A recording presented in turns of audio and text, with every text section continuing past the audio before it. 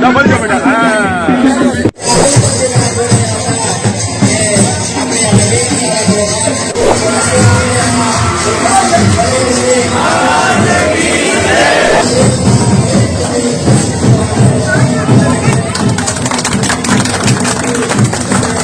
लोकार्पण करवा दई रह्या छीए त्यारे साहेब श्री माननीय मंत्री साहेब श्री गुजरात सरकार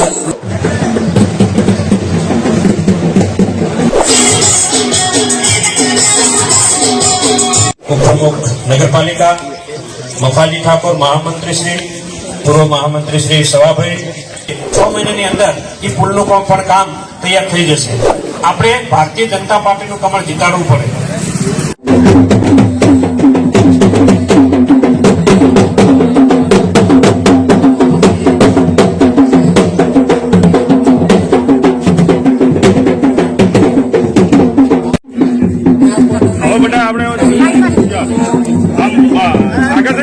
मुद्दा बोल बेटा। चलो धीरे धीरे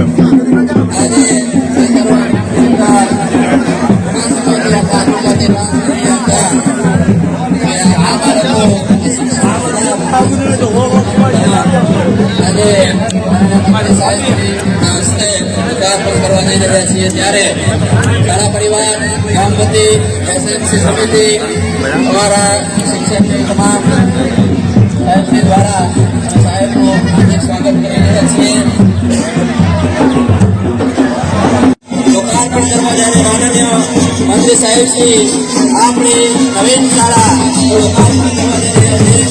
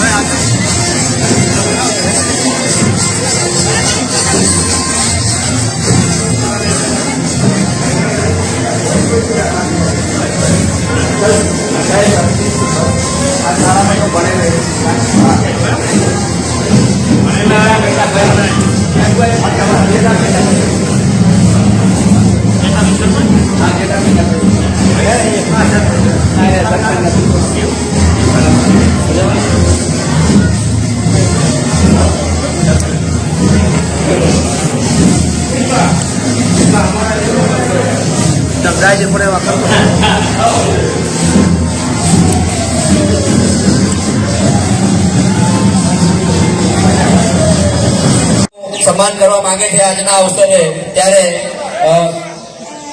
ठाकोर समाज युवा साहेब श्री ने आज लोकार्पण कार्यक्रम अंतर्गत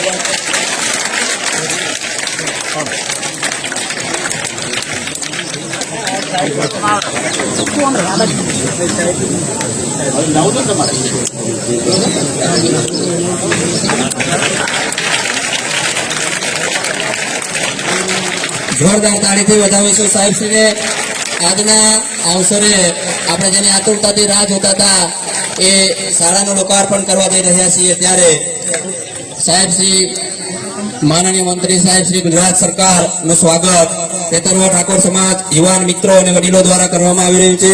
જોરદાર તાળીથી વધાવીશું।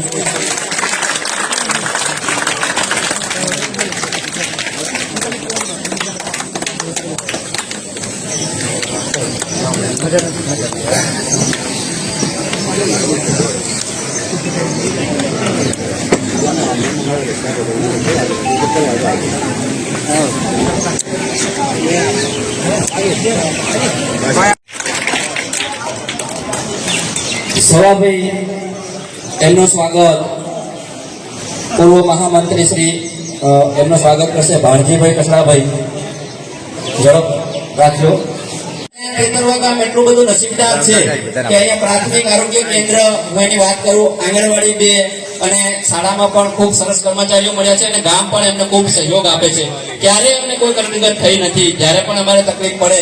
ઉપપ્રમુખ નગરપાલિકા મફાજી ઠાકોર મહામંત્રી શ્રી, પૂર્વ મહામંત્રી શ્રી સવાભાઈ, રામભાઈ પૂર્વ ડેલિગેટ, સરપંચ શ્રી, પૂર્વ સરપંચ શ્રી, ઠાકોર સેનાની ટીમ, શિક્ષક મિત્રો, આગેવાન વડીલો, યુવાનો, માતાઓ, વિદ્યાર્થીઓ અને પત્રકાર મિત્રો, તમામને મારા વંદન. આમ તો વાત કરીએ, જ્યારથી તમે બધે આશીર્વાદ આપી અને આ વિસ્તારની અંદર ભારતીય જનતા પાર્ટીનું કમળ ખીલ્યું ત્યારથી આજ દિવસ સુધી વિકાસના કામો અટક્યા નથી.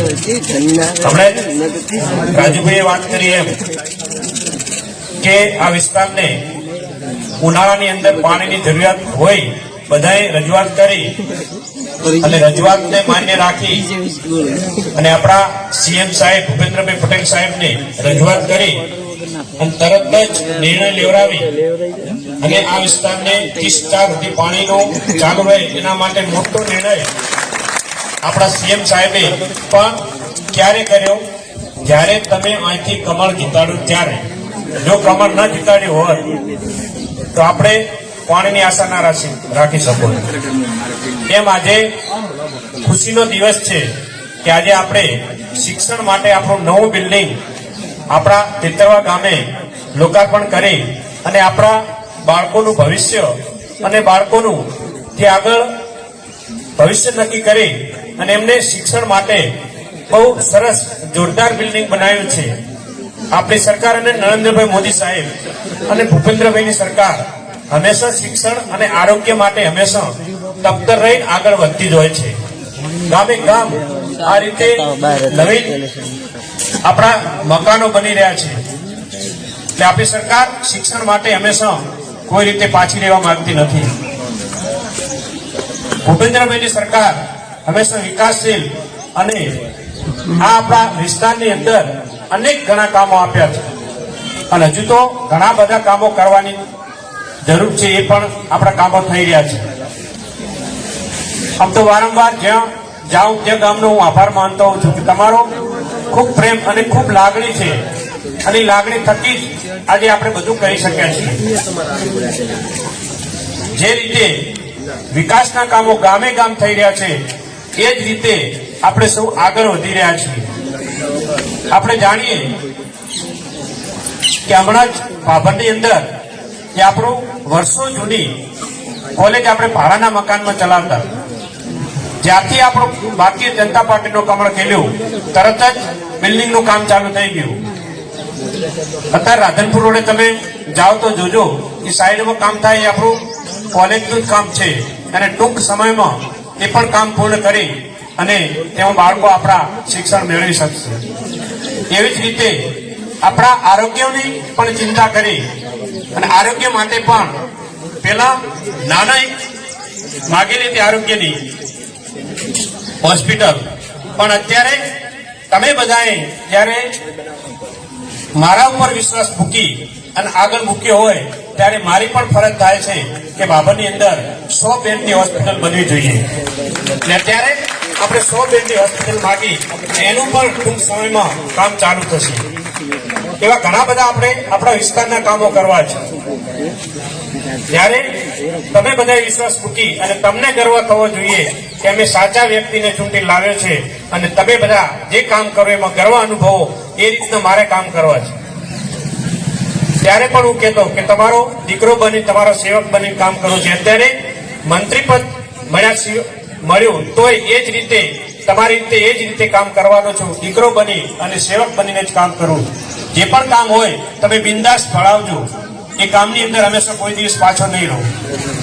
અને આ ગામના વિકાસ માટે ચૂંટણી આવતી હોય, પંચાયતની ચૂંટણી આવી, પણ જેને ગામે ચૂંટી લાવ્યા હોય ચૂંટ્યા પછી ગામને સમરસ થઈ અને ગામનો વિકાસ કરવો હોય તો શું સાથે મળી કામ કરશો તો જ ગામનો વિકાસ થશે.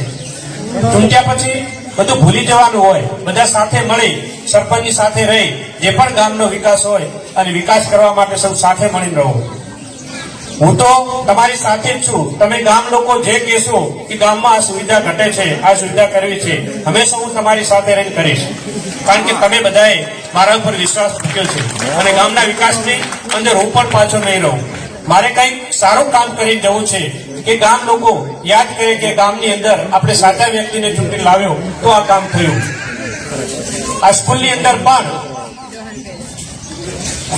આપણે 6 નવીન રૂમનું બાંધકામ કર્યું અને 9 રૂમ રિપેરિંગનું કામ કર્યું છે. ટોટલ રકમ 95 લાખના ખર્ચે આ ખેતરવાની અંદર અત્યારે કામ થયું છે. એટલે આવા તો ઘણા બધા આપણે કામો કરવા છે. એટલે સૌ સાથે મળી અને કામ કરશું તો જ ગામનો વિકાસ થશે.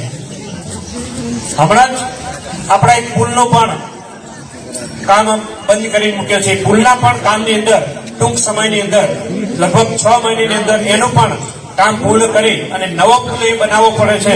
એટલે નવા પુલની અંદર થોડો સમય લાગે એના માટે અવરોધ છે. બાકી એનું કામ પૂર્ણ કરવું હોત તો 2-3 મહિનામાં થઈ જત. પણ તમે ના કહો તો મારા ધ્યાનમાં છે કયા ગામમાં શું કામ ખૂટે, શું કરવું જોઈએ એ બધું ધ્યાનમાં જ છે. એટલે આ પણ કામ નવીન પુલ બનાવવાનો હોવાથી એ 6 મહિના જેવો ટાઈમ લાગશે. 6 મહિનાની અંદર એ પુલનું પણ કામ તૈયાર થઈ જશે. જે પણ તમારા ગામમાં જે પણ કામ ખૂટતું હોય એ કામ કહેજો તો 5 લાખનું કામ હું પણ હજુ તમારા ગામની અંદર જે પણ કાર્યક્રમો છે એના માટે આપીશ. પણ બધાએ સમરસ થઈ બધું ભૂલી અને ગામનો કઈ રીતે વિકાસ થાય એ રીતે સૌ સાથે મળીને કામ લઈને આવજો. મારી ના નહીં હોય પણ તમે સૌ સાથે મળીને કામ કહેશો એ રીતે હું તમારી સાથે જ છું. અને આવનારા સમયની અંદર પણ આપણે જો તમે બધાએ વિશ્વાસ રાખીને ચૂંટણી મૂક્યા હોય અને પાણી ચાલુ રખાવવા માટે 30 થી ચાલુ રહેતો હોય અને બીજા પણ અનેક કામો આ વિસ્તારની અંદર કરવા હોય તો તાલુકા અને જિલ્લા પંચાયતની ચૂંટણી આવે એની અંદર ઉમેદવાર કોઈ પણ હોય આપણે ભારતીય જનતા પાર્ટીનું કમળ જીતાડવું પડે. જો ભારતીય જનતા પાર્ટીનું કમળ જીતાડશો તો આપણા ગામની જે વિકાસના કામો કોઈ અટકાવી નહીં શકે.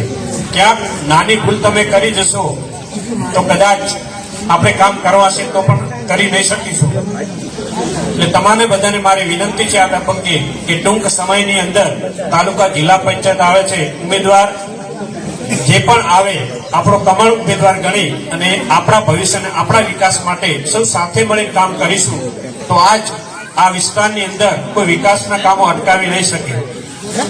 અફવાઓ આવશે ઘણી બધી, એ અફવાઓ દૂર રહી અને આજે તમે બધાએ મારા ઉપર વિશ્વાસ મૂકીને ચૂંટણી લાવ્યા તો આજે આપણા વિસ્તારના આપણે બધા કામો કરી શકીએ. એ જ રીતે તાલુકા જિલ્લા પંચાયત પણ આપણી હશે તેમાં કોઈ રોકી નહીં શકે. આ વિસ્તારના વિકાસના કામોને કોઈ રૂકાવટ નહીં આવે. એટલે તમારા બધાને મારી વિનંતી છે કે ઉમેદવાર કોઈ પણ આવે તો સાથે મળી અને ભારતીય જનતા પાર્ટીનું કમળ જીતાડજો. અને બીજા બધા તમે અહીં બોલાવી માન સન્માન આપ્યું અને મારું સન્માન કર્યું એ બધા ગામ લોકોનો તમામનો આભાર. અને વિધાનસભા ચાલુ છે 25-3 સુધી તો તમને બધાને આમંત્રણ આપું છું કે તમારો દીકરો ત્યાં બેઠો છે, આવો એક દિવસ મહેમાન બનો અને વિધાનસભા જોવા માટે તમને આમંત્રણ આપું છું. મારાથી ક્યાંય નાના મોટી ભૂલ થતી હશે પણ માફ કરજો. કંઈ વડીલો હોય તો સૂચન આપજો, એ પણ સુધારી અને આપણા વિસ્તારનું વિકાસનું કામ કરવું છે. એટલે તમને બધાને ખૂબ ખૂબ અભિનંદન પાઠવું છું કે તમે સૌ સાથે મળી અને આજે આ નવીન આપણા વિદ્યાર્થીઓ માટે લોકાર્પણ કર્યું એ બદલ તમને ખૂબ ખૂબ અભિનંદન. અસ્તુ. ભારત માતા કી જય.